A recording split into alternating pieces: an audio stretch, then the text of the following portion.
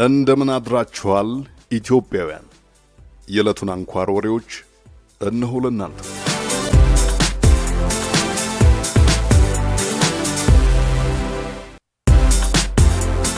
ከኦሮሚያ ክልል ምክር ቤት ተቃውሞ ቀርቦበት የነበረው የአዲስ አበባ 10ኛ ማስተር ፕላን የከተማዋን ወሰን ብቻ ይዞ እንደ አዲስ ከተዘጋጀ በኋላ ይጸድቅ ዘንድ ከሰሞኑ ለከተማዋ ምክር ቤት ይቀርባል።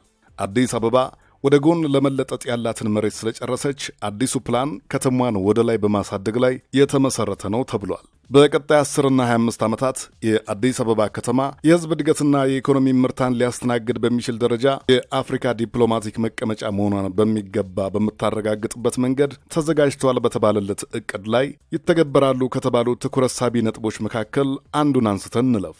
የዕቅዱ አንድ ክፍል እያደገ ከሚመጣው የከተማዋ ሕዝብ ቁጥር ውስጥ 8 ሚሊዮን የሚሆንን ሕዝብ በመሃል አዲስ አበባ ማስፈር ነው።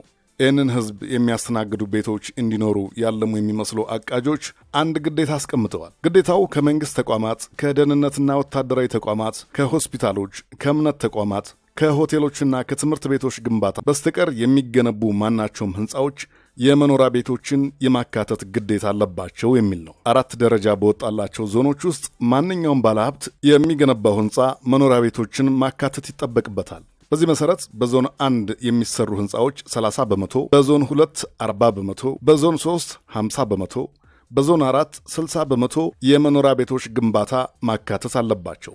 ጉዳዩ እንደተረዳ ነው ሕንፃ ለመስራት ፈቃድ የሚሰጠው ማንኛውም ባለሀብት የሕንፃውን የተወሰነ ክፍል በየዞኑ ደንብ መሰረት ለሰዎች መኖሪያ ቤት በሚስማማ መልኩ መገንባት አለበት። የሚገነቡት ቤቶች ማሟላት ያለባቸው ስፋትና ጥራት ተቀምጠዋል። መሰል ግንባታዎችን ለማድረግ ታዲያ ነባርና ያረጁ ሕንፃዎችን ማፍረሳችን አይቀሬ ነው ተብሏል። በሪፖርተር ጋዜጣ ላይ እንዳነበብ ነው።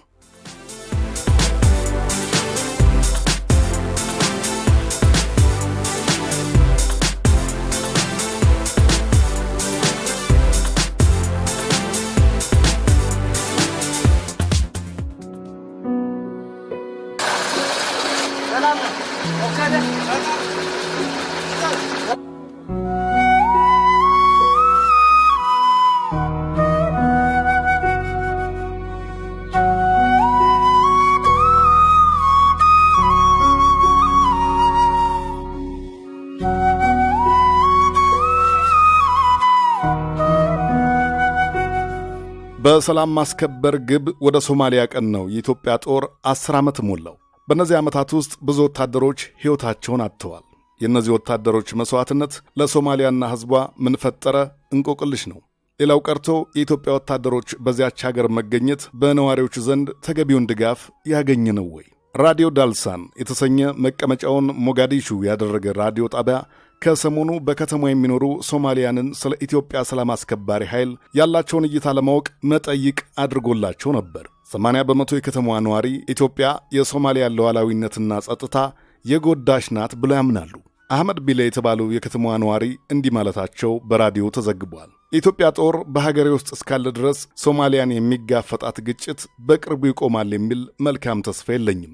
አብድረሺድ አህመድ የተባሉ የሶማሊያ የፖለቲካ ተንታኝ በበኩላቸው የኢትዮጵያ ወታደሮች ዓላማ ሰላም ከማስከበር ያለፈ ነው በሚል ሊተረጎም የሚችል ሐሳብ ሰጥተዋል። ኢትዮጵያ በአፍሪካ ሕብረት የሰላም ማስከበር ተልዕኮ ውስጥ ያስመዘገበችው መደበኛ ጦር 2000 ነው። ሆኖም 10,000 የሚሞሉ መደበኛ ያልሆኑ ወታደሮች በሶማሊያ ምድር እንዳላት የጠቀሱት ተንታኙ ይህ የሚያመላክተው ሶማሊያ በውስጥ በቀጠናና በዓለም አቀፍ ደረጃ የምትመርጣቸውን መንገዶች ለመቆጣጠር ያላትን ፍላጎት ነው ብለዋል። ከላይ ከቀረበው ሐሳብ ጋር ተመሳሳይ የሆነ ሐሳቧን በትዊተር ገጿ ላይ ከትባ የነበረችው የሶማሊያ ፓርላማ አባል ሳጊል ባሂ ናት።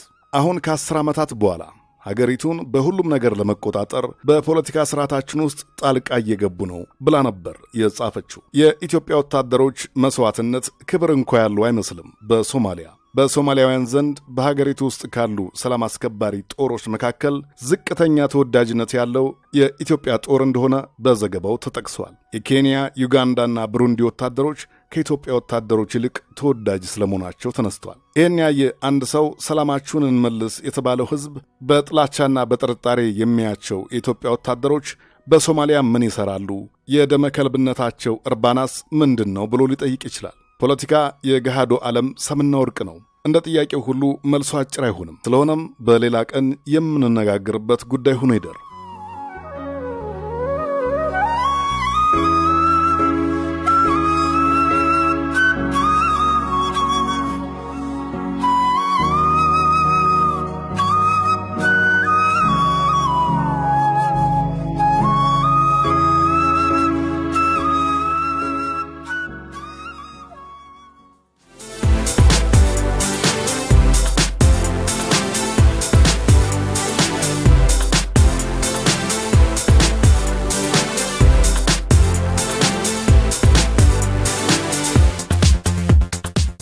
ሰሞነኛውን የኢትዮጵያና ግብጽ ባለስልጣናትን ሰጣ ገባ ቀዝቀዝ የሚያደርግ ሐሳብ በግብጽ የውጭ ጉዳይ ሚኒስትር ሳምህ ሹክሪ በኩል መቅረቡ ተሰምቷል። ሹክሪ በዚህ ወር ከሚካሄደው የአፍሪካ ህብረት ስብሰባ በፊት በአዲስ አበባ ከተማ እንወያይ እንምከር የሚል መልእክት ለአቻቸው ዶክተር ወርቅነህ ገበየሁ በስልክ አድርሰዋል። ሹክሪ ጨምረውም የሱዳን የውጭ ጉዳይ ሚኒስትርም በአባይ ግድብና በግድቡ ላይ ይደረጋል በተባለው የቴክኒክ ጥናት ዙሪያ እንዲሁም በተፈለገው በዚህ ውይይት እንዲሳተፉ ሐሳብ ስለማቅረባቸው አህራም ጋዜጣ ዘግቧል። በአዲሱ ዓመት የኢትዮጵያ ፓርላማ መክፈቻ ላይ ፕሬዚዳንት ሙላቱ ተሾመ ግብፅን ኢትዮጵያን ለማተራመስ የሚጥሩ ወገኖችን ትረዳለች በሚል ከከሰሱ በኋላ ባሉት ወራት ሁለቱ ሀገራት የቃላት ሽኩቻ ውስጥ ነበሩ።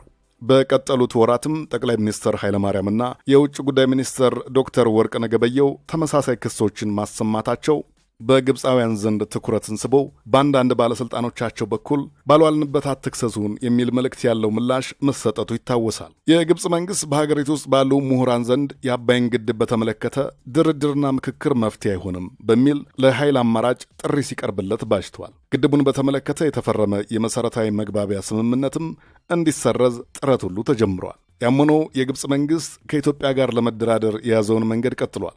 የነገ አቋሟ ባይታወቅም ግብፅ አሁን ከፖለቲካ ባላንጣዋ ሳውዲ አረቢያ ጋር ወዳጅነቷን እያሳደገች ያለችውን ኢትዮጵያን በዲፕሎማሲያዊ ደጅ መጥናት የማሳመን ሥራ ውስጥ መጠመዷ ግልጽ ሆኗል።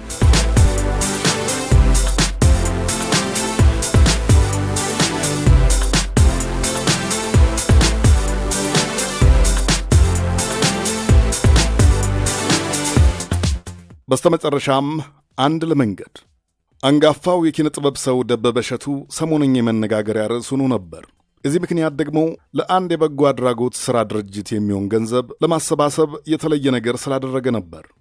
ደበበ ገንዘቡን ለማግኘት የሞከረው የሰዎችን ጫማ ዝቅ ብሎ በመጥረግ ነበር። ይህንን በማድረግ ለጌርጌስኖን የአእምሮ ህሙማን መርጃ ድርጅት የሚሆን ገንዘብ ለማሰባሰብ ችሏል። አዛውንቱ ተዋናይ ይህን በሚያደርግበት ሰዓት የሚያከብሩትን ሰዎች ለማሳመን ቀላል እንዳልነበረ በሸገር ራዲዮ ታዲያስ አዲስ ላይ ሲናገር ተሰምቷል። አንዳንድ ሰዎች በፍጹም ብንሞት አንተ የኛን ጫማ አጠርግ ብሎ ትግል ገጠሙኝና እንዴ ይሄ እኮ በስለቴ ላይ ነው የመጣችሁብኝ እና እግዚአብሔርም እናንተ ላይ ነው የሚፈርደውና እባካችሁ ልጥረግና የምታረጉልኝ አድርጉልኝ እያልኩ እያግባባው ነበርና አንዱ ግን እምቢ አለ። አንዳንድ የመጣ ሰው ምንም ይሁን ምን እኔ አንተ የኔን ጫማ እንድጠርግ በምንም አይነት በህልሜ እንኳን እንድጠርግልኝ አልፈልግም ብሎ ያለ ግን እርዳታውን አደረገ እና ጥሩ ነበር የነበረው ምላሽ በጣም ጥሩ ነበርና ሰዎች ይደነግጣሉ ሲያዩኝ ቁጭ ብዬ ጫማ ለመጥረግ መዘጋጀት ሲያዩ ይደነግጣሉ እና ማስረዳት ነበረብኝ ለምን እንደምጠርግ። ትልቁን ብር ስንት አገኘ? መቼም አንተ ጠርግ ነው 10,000 ብር ነው ትልቁ። እንደው አንዳንድ ሰው አለ ቁም ነገር አዋቂ በመልካም ምግባሩ ለሰው ተጨናቂ።